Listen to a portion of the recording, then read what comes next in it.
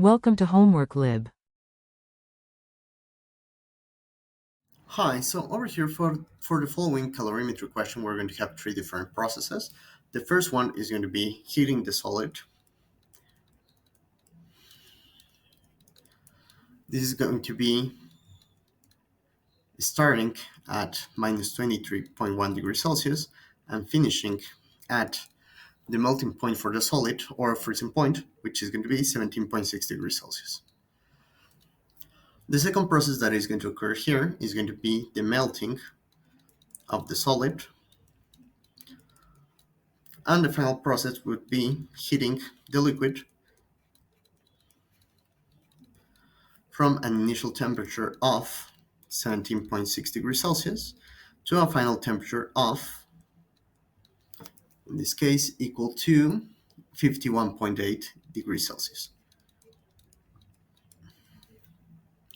So in each of the cases where I'm going to put a color for the equation that we're going to use, let's use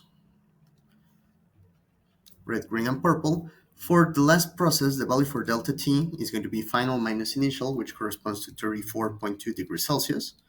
And for the heating of the solid, the value for delta T is going to be equal to 40.7 degrees Celsius. So, in terms of the equations, the heat or the energy that is going to be absorbed by the solid is going to be equal to Q. The first contribution is going to be the mass of the solid times heat capacity of the solid times delta T for the solid.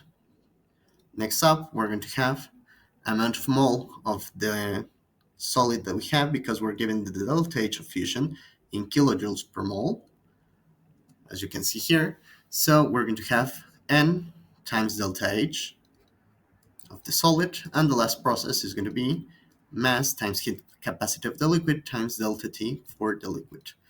In this case, what I'm going to do is taking into account that N, the amount of mole, is equal to the mass divided by the molecular weight or the molar mass of our sample, then I'm going to replace it directly into our equation.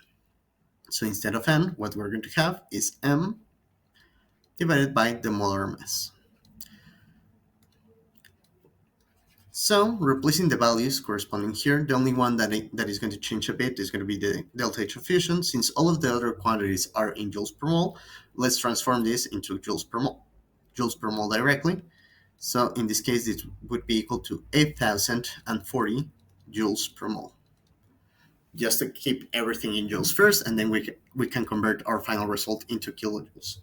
So this is going to become equal to 405.3 grams of the solid that we have times the heat capacity of the solid, which is 2.96 joules per gram degree Celsius, times delta T for the solid, which is 40.7 degrees Celsius. So let's make this look more like a 4 because it kind of looks like a 9.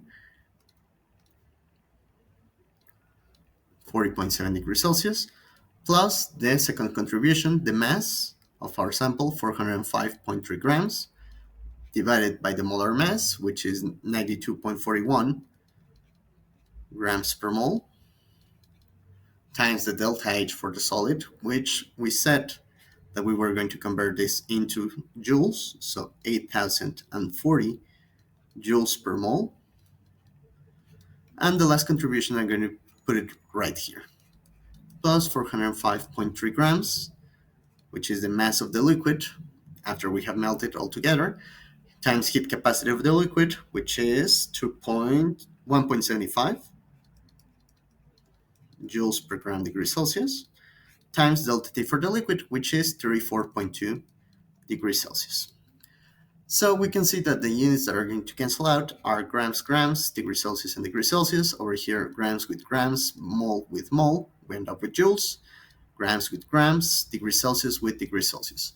So all of the quantities that we have here are going to be in joules. So the value for Q is equal to 108,347 joules, which is equal to 108.3 point, let's run it off as 0.35 kilojoules. So with that, it would be all. Thank you very much and have a good one.